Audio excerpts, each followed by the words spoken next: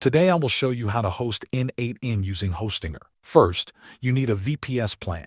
n8n requires a virtual private server because it needs dedicated resources and root access, which are not available on standard shared hosting plans. For most basic workflows, the KVM1 plan or higher is sufficient. Next, log into your Hostinger H panel and go to the VPS management area.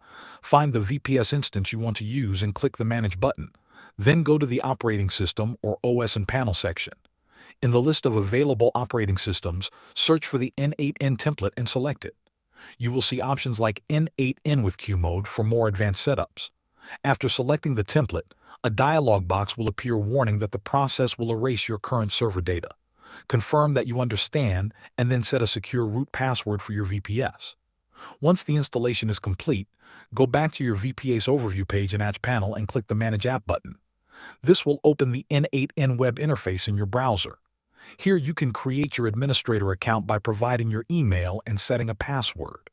After logging in, you will see the n8n dashboard, where you can start building your workflows immediately. Thanks for watching.